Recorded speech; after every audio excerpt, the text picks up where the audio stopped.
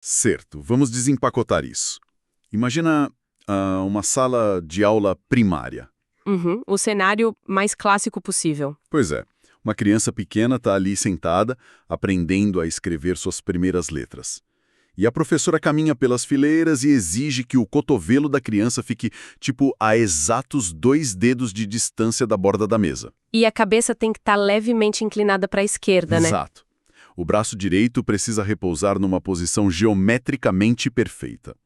À primeira vista, parece só uma lição de caligrafia meio chata, um cuidado com a postura. Só que não é bem assim. Não mesmo. O que a gente vai descobrir na nossa imersão de hoje é que isso, na verdade, faz parte de um projeto imenso e silencioso de dominação.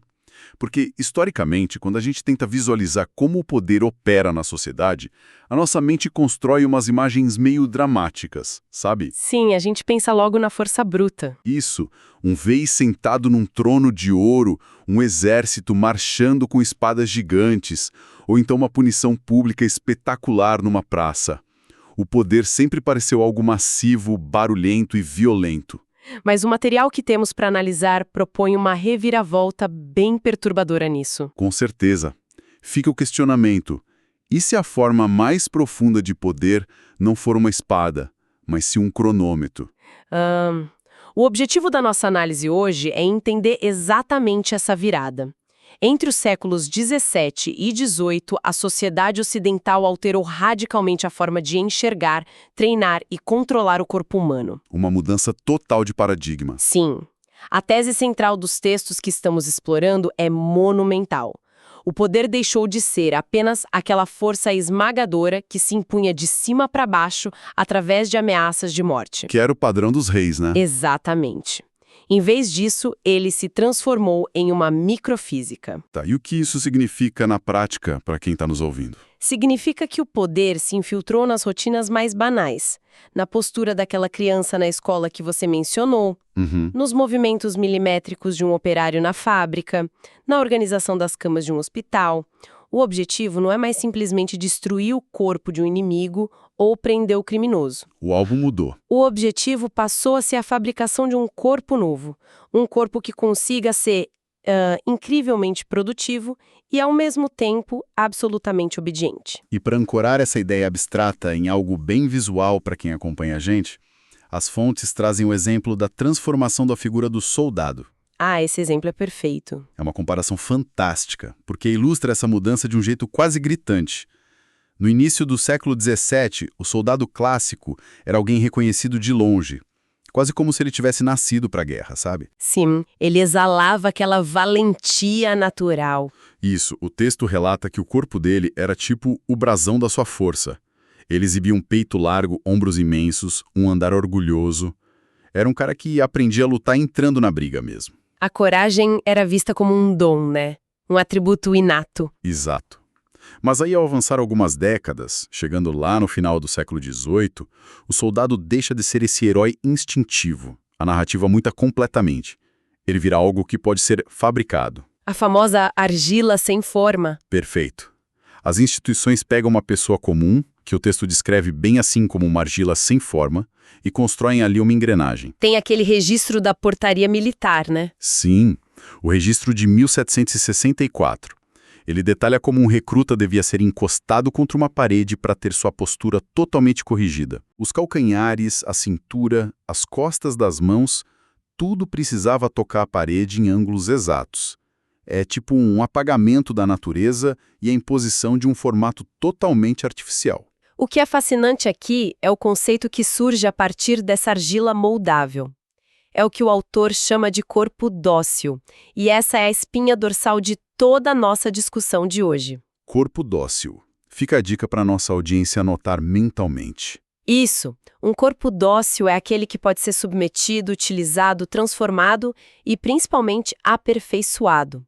A grande revolução daquele período não foi uma descoberta biológica sobre como os órgãos funcionam. Não foi medicina pura. Não, foi a descoberta do corpo como um objeto que poderia ser alvo de um investimento político minucioso. O texto aponta que houve uma convergência de duas formas de pensar. Certo. De um lado, tínhamos um registro que podemos chamar de anátomo metafísico, e do outro, um registro técnico-político. Peraí, vamos traduzir isso para quem está nos acompanhando, porque esses termos podem soar um pouco densos demais. Claro, vamos lá. Esse lado anátomo-metafísico seria tipo a visão de filósofos como Descartes, que olhavam para o corpo humano e viam uma máquina, certo? Um conjunto de alavancas e engrenagens físicas. Exato. Como se o humano fosse um relógio complexo. E o lado técnico-político seria um manual prático criado por generais e diretores de escola sobre como usar essas engrenagens desse relógio para gerar lucro e submissão militar. Exata e perfeitamente traduzido. O filósofo tentava entender a mecânica da máquina humana por pura curiosidade científica.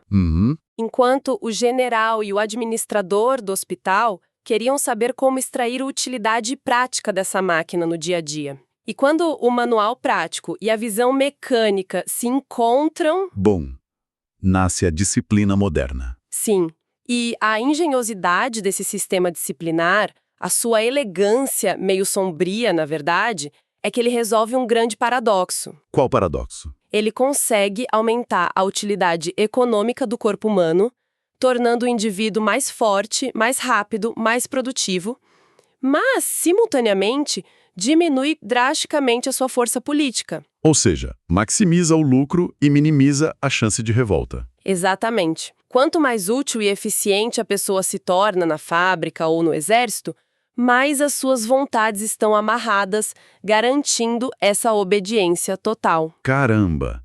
Isso me faz pensar na diferença entre domar um animal selvagem e escrever um código de programação. Nossa, ótima analogia. Porque pensa bem, o poder antigo, aquele do rei que a gente citou, era como tentar domar um leão. Sim, na base do grito. Isso. Envolvia gritos, correntes, chicotes. Era um processo violento, perigoso, focado em quebrar a vontade do animal pelo terror. E a fera sempre podia morder de volta caso o domador desse um vacilo, né? Sempre tinha um risco da rebelião violenta. Já a disciplina descrita nessa portaria militar de encostar o ombro e o calcanhar na parede é como escrever um software. Não se trata de quebrar a vontade com um chicote. O processo é reescrever o sistema operacional daquele indivíduo linha por linha.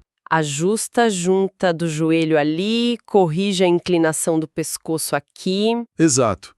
Mas, logicamente, para reprogramar tantas pessoas de forma eficiente, não dá para fazer isso solto no meio da rua. Para reescrever esse código mental e físico, o primeiro requisito é isolar os elementos. Senão vira bagunça. Se as pessoas estão soltas, elas conversam, se dispersam e formam motins. Então, a primeira tecnologia invisível do poder não é uma arma nova, é a arquitetura. A organização do espaço. O material dedica uma seção imensa à chamada arte das distribuições. Arte das distribuições. Isso. A disciplina exige um ambiente totalmente analítico e fatiado.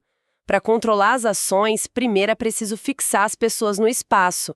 E isso começa com a ideia do enclausuramento, que é uma tática copiada diretamente dos antigos mosteiros. A lógica dos monges. A lógica monástica, da cela individual, daquele isolamento silencioso.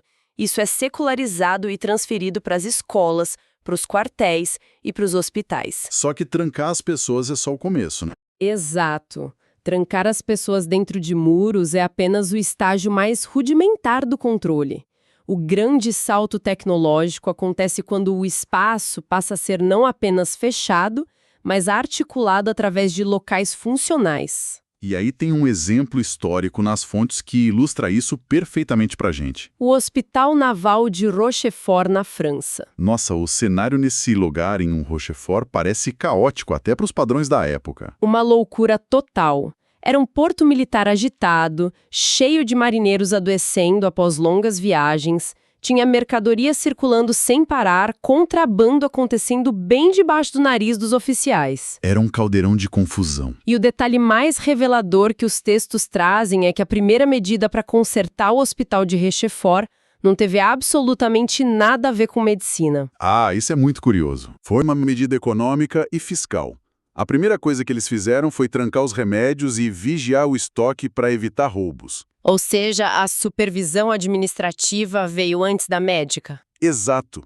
Só depois disso é que eles começaram a registrar o nome de quem entrava, mapearam os leitos, separaram quem tinha doenças contagiosas de quem tinha ferimentos físicos. Tudo meticulosamente posicionado. O espaço de cura só existiu porque, antes, foi necessário criar um espaço rigoroso de contenção política e financeira. O hospital precisava funcionar como um filtro gigante para separar as impurezas, as doenças e os desertores. E essa lógica de fatiar o espaço salta dos hospitais diretamente para a nascente indústria da época. As fábricas. Sim, as fábricas começam a utilizar o espaço exatamente com a mesma obsessão de controle. O texto menciona a manufatura de tecidos de Oberkampf, que é um modelo bem clássico. Conta mais sobre como era lá. Imagina um galpão imenso, 110 metros de comprimento, com 132 mesas de trabalho perfeitamente enfileiradas e alinhadas. Caramba! O supervisor andava pelo corredor central e, com um simples passar de olhos, ele conseguia avaliar a eficiência da fábrica inteira. Ele sabia exatamente quem estava trabalhando rápido, quem estava ocioso, quem demonstrava habilidade e quem precisava de correção. Mas aqui me surge uma questão, e talvez seja o que muita gente da nossa audiência também se pergunte. Manda. Não é forçar um pouco a barra chamar o dono da fábrica de Oberkampf de controlador político? Como assim? Ele não estava apenas tentando ser economicamente eficiente? Afinal, o objetivo dele era produzir tecido mais rápido para lucrar mais, certo? Classificar a simples organização de uma linha de produção como um projeto opressivo e político não é enxergar maldade onde há apenas negócios. Olha, a princípio, parece mesmo que o objetivo é puramente econômico. O dono da fábrica provavelmente não acordava pensando em oprimir politicamente a classe trabalhadora, né? Ele pensava em otimizar o tempo e aumentar o lucro. Com certeza. Mas a grande sacada dessa análise histórica é demonstrar que eficiência econômica e controle político se tornaram faces inseparáveis da mesma moeda. Ah, entendi. Com o aumento expressivo da força de trabalho nas fábricas, era impossível organizar a produção sem, ao mesmo tempo, subjugar o corpo do operário. E a disciplina faz isso através de um dispositivo chamado de tabela. Peraí, então a premissa é que o lucro em larga escala só foi possível porque inventaram essa dominação física detalhada antes. Exato. O lucro não foi apenas uma escolha de negócios que aconteceu no vácuo, mas um subproduto do controle sobre os corpos. Precisamente isso. No século XVIII, assim como um botânico criava tabelas minuciosas num caderno para classificar folhas, raízes e espécies de plantas, a disciplina aplicou a lógica da tabela ao espaço humano. Isso. O posto de trabalho na fábrica não serve apenas para que a pessoa produza. Ele serve para impedir que ela circule. O controle da força produtiva exige a subjugação corporal. Nossa, faz muito sentido. E quando olhamos para a educação, vemos a mesma coisa. Os colégios geridos por ordens jesuítas começaram a dividir as salas de aula em fileiras rígidas. Eles assumidamente copiavam as legiões romanas. A clássica sala de aula enfileirada que a gente conhece até hoje.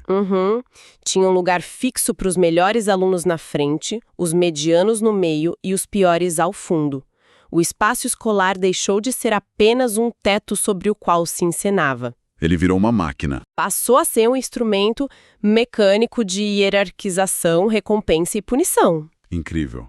Mas prender o trabalhador na mesa ou o aluno na carteira não garante por si só que eles produzam rápido ou aprendam com eficácia, né? De jeito nenhum. Se a fábrica de Oberkampf já tinha as pessoas imobilizadas nos lugares dela, qual foi a tecnologia invisível que eles usaram para forçar essas pessoas a acelerar o ritmo de forma constante? Ah, aí entra o controle do tempo. Aqui é onde a coisa fica realmente interessante para a nossa análise. Se o espaço foi rigorosamente desenhado, o tempo precisava ser dominado em cada fração de segundo. E, novamente, a influência principal vem dos mosteiros. Os monges de novo. Eles que dividiam o dia em quartos de hora e depois foram apertando o controle até chegarem aos minutos e aos segundos. Uma vida cronometrada. Exato. Nas escolas, o badalar do sino deixou de ser um simples aviso de que a aula ia começar. O sino passou a ditar o momento exato em que todos deviam cruzar os braços. O instante preciso de levantar, de sentar ou de abaixar a cabeça. E aprofundando esse mecanismo, O texto detalha o que é chamado de elaboração temporal do ato. É um conceito fascinante e volta, por exemplo, do exército. Como era antes? Em 1600 e pouco, marchar era só tipo colocar o pé direito na frente no ritmo do tambor. Bem solto, né? Sim, não importava muito como a perna se movia, desde que o batalhão andasse junto de forma aceitável. Já na metade do século XVIII, marchar vira uma matemática quase absurda. Eles começam a calcular tudo. Exige-se o passo curto, o passo oblíquo, a exigência militar de que a perna forme um ângulo exato, com o joelho esticado de uma certa forma e a ponta do pé escovando o chão a míseros centímetros da terra. Exigências, assim, qual é o mecanismo psicológico aqui? É para não deixar a pessoa pensar em mais nada, certo? Exatamente, quando uma instituição obriga um indivíduo a pensar no ângulo exato do seu tornozelo a cada passo que ele dá, não sobra espaço mental para questionamentos. A disciplina satura a atenção. Sim, satura completamente. É uma reprogramação total. E isso nos traz de volta aquela nossa imagem do início da imersão, da aula de caligrafia. A criança e os 2 dedos de distância. A criança aprendendo a escrever nas escolas cristãs da época experimentava o que o texto chama de correlação corpo-gesto. Como funcionava isso? Para desenhar uma letra bem feita, não bastava apenas ter destreza nos dedos. Exigia-se uma ginástica rigorosa de sujeição.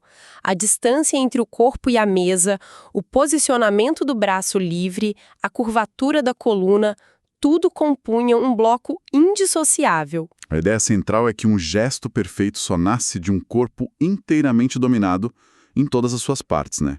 Nada poderia ficar ocioso. Nada. É impressionante perceber como o ensino primário tradicional estava impregnado por táticas de formatação humana. E a ambição do sistema não para por aí. Os textos descrevem a busca pelo uso exaustivo do tempo. A maximização total. Antigamente, a moralidade do trabalho dizia apenas não seja preguiçoso. O pecado maior era o ócio. Mas a disciplina moderna quer muito mais que isso. O que ela exige? Ela quer extrair utilidade de cada instante que passa, sem deixar nenhuma margem para perdas de energia. Ela acelera as operações fatiando os movimentos. Ah, o exemplo do rifle? Sim, o caso do regulamento da infantaria prussiana é o melhor exemplo de como extrair essa velocidade. Eles pegaram a ação de carregar uma arma, algo que os soldados já faziam até instintivamente, e fragmentaram aquilo em inúmeros micromovimentos padronizados. Quantos tempos eram mesmo? Eram 6 tempos exatos apenas para trazer a arma até a posição de descanso. 4 tempos diferentes para estendê-la e absurdos 13 tempos distintos para levá-la de volta ao ombro. Uma insanidade ergonômica imposta sobre seres humanos. Total. E essa fragmentação frenética do tempo individual gera um problema estrutural gigante para quem está coordenando isso. Qual o problema? Nós já vimos como a disciplina isola os corpos no espaço e coreografa seus gestos pelo relógio. A pergunta inevitável que fica é como a sociedade consegue somar milhões de corpos individuais fatiados para criar instituições eficientes. Tipo um estado ou um parque industrial inteiro? Exato. Entramos no terreno da organização da gênesis e da composição de forças. A tecnologia disciplinar inventou uma forma brilhante de capitalizar o tempo. Como era no passado? No passado, um aprendiz entrava numa oficina, trabalhava por anos apenas observando um mestre, e um belo dia tentava fazer a própria obra. O aprendizado era um bloco único de tempo indivisível. Não tinha estágios tão claros. Não tinha. Já com a disciplina moderna, que vemos sendo implementada em lugares como a manufatura de tapeçarias dos Gobelins na França, o treinamento passou a ser retalhado em segmentos lineares. Do mais simples ao mais complexo. Isso, exigindo provas, exames e avaliações contínuas ao final de cada pequena fase. A vida do indivíduo passa a ser uma escada infinita de submissão e medição. E essa lógica ganha uma proporção assustadora com as chamadas escolas de ensino mútuo. Como elas funcionavam? Imagina um galpão com 300 crianças precisando aprender a ler ao mesmo tempo. Um mestre sozinho nunca daria conta de fatiar o tempo de todos eles individualmente. Impossível. A solução? Eles criaram uma máquina multissegmentar baseada em engrenagens humanas. Que bizarro. Os alunos mais velhos ou mais adiantados recebiam tarefas de monitorar os alunos do nível intermediário e esses, por sua vez, corrigiam os exercícios dos mais novos. Nossa, era uma cadeia ininterrupta, então. Exato. Ninguém ficava parado. Todos estavam sendo avaliados ou avaliando alguém. A escola funcionava como um relógio suíço perfeito, só que feito de pessoas. Caramba! E sabe de uma coisa? Até Karl Marx percebeu isso de forma genial. Ah, sim. Ao olhar para as fábricas do seu tempo, ele identificou rapidamente que a divisão frenética e fatiada do trabalho numa linha de montagem era uma cópia praticamente exata de como os generais organizavam os regimentos para otimizar os tiros no campo de batalha. A lógica militar infiltrada na economia civil? Mas isso levanta uma dúvida prática gigante para mim. Como coordenar 300 crianças ensinando umas às outras ou 1.000 soldados armando rifles em 13 tempos sem que tudo descambe para o caos absoluto? É muita gente se movendo, né? Então, o que tudo isso significa? Como se coordena toda essa força dispersa em grande escala sem perder a mão? Se conectarmos isso a um panorama maior, a argamassa que cola todas essas peças e impede o caos é o que os textos definem como sistema de sinais. Sistema de sinais. Para uma engrenagem desse tamanho funcionar com fluidez, a ordem não pode ser explicada, debatida. Ela deve ser apenas obedecida de forma instantânea. Os irmãos das escolas cristãs usavam um pequeno aparelho de madeira, uma espécie de instalador na mão. Um instalador. Sim, em vez de conversar com a turma, o professor geria dezenas de alunos por meio de códigos sonoros emitidos por esse pedaço de madeira. Que loucura. Um único estalo seco significava "olhem para mim". 2 estalos indicavam que um aluno havia lido algo errado e devia repetir. Nem precisava falar o nome. Não, 3 estalos significavam que o erro foi grave e a leitura devia recuar algumas frases. A palavra verbal, a linguagem humana, era ativamente expulsa do ambiente escolar. Mas por que remover a voz humana? Por que é tão crucial trocar a instrução verbal por um ruído mecânico tão seco? Porque quando o professor utiliza palavras para dar uma ordem, por mais rígido que ele seja, ele está usando a linguagem. E a linguagem sempre abre uma margem microscópica para a dúvida, para o debate ou para a interpretação. A palavra convida a pergunta. Exato. A palavra permite resistência. O ruído mecânico do instalador, por outro lado, elimina qualquer dialética. Ele exige um reflexo físico imediato. É um treinamento quase pavloviano. É puro condicionamento. O estudante ou o soldado reage não porque compreendeu a finalidade da ordem, mas porque o seu corpo foi condicionado a se mover automaticamente ao ouvir aquele som. Fantástico. E isso nos leva ao topo de todo esse edifício teórico, que é o conceito final que amarra todos esses elementos, a tática. Chegamos então à arte suprema da disciplina. Mas antes de fecharmos essa conexão final e vermos como isso atinge em cheio o nosso dia a dia, vamos garantir que tudo ficou devidamente assentado para quem nos ouve. Ótima ideia. Chegou a hora do nosso glossário, recapitulando os pilares de hoje para quem busca fixar bem esse conhecimento. Vamos construir os conceitos em conjunto aqui. Vamos lá. O primeiro alicerce de tudo foi a invenção dos corpos dóceis. Esse conceito representa a ideia de que o corpo não é uma dádiva sagrada e intocável, mas um alvo. Corpos que podem ser manipulados e reprogramados por métodos meticulosos. E mais do que apenas manipulados, o corpo dócil é a grande solução de uma equação política, viu? Porque ao mesmo tempo que as instituições o tornam incrivelmente hábil, veloz e útil para o trabalho, aumentando o lucro. Isso. Ao mesmo tempo, elas arrancam a sua autonomia política, garantindo uma obediência e submissão quase que cegas. O segundo ponto essencial foi a própria natureza dessa força em ação, o que chamamos de microfísica do poder. A virada de chave para entender que o verdadeiro controle não precisa da pompa de um rei balançando uma espada ensanguentada no meio de uma praça pública. Na verdade, o controle mais duradouro e perigoso é justamente aquele que atua no terreno microscópico.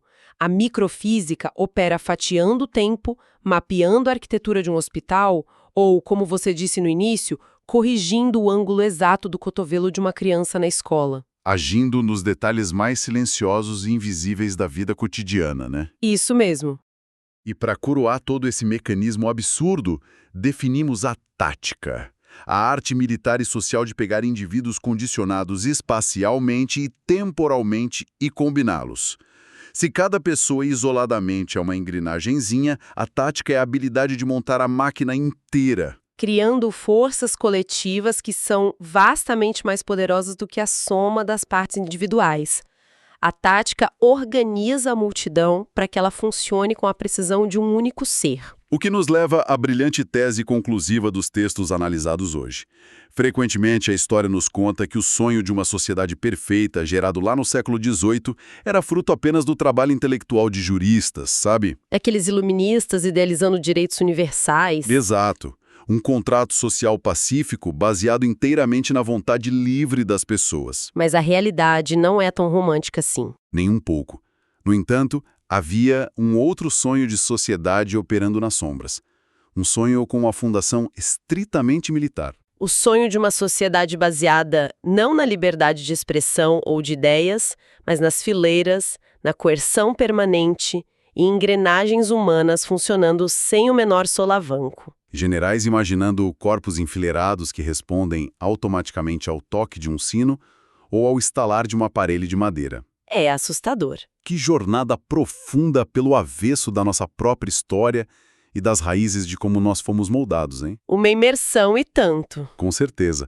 Agradecemos muito a companhia de todos que acompanharam a gente em mais essa análise profunda.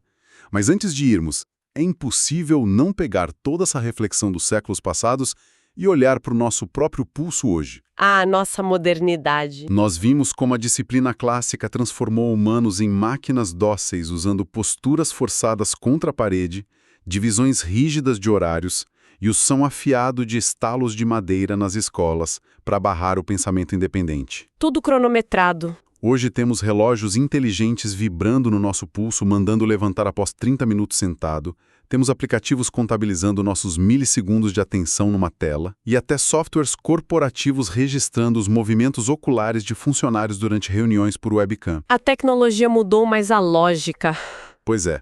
A pergunta final que deixamos para a reflexão de quem nos acompanha é: será que os nossos ultramodernos aplicativos de produtividade e rastreadores de saúde não seriam apenas a versão digital, de design bonitinho e abraçada voluntariamente daquele mesmo aparelhinho de madeira, instalando em nossos ouvidos para manter a engrenagem girando? Faz a gente pensar. Fica aí o pensamento para nossa audiência. Um grande abraço e até ao nosso próximo mergulho.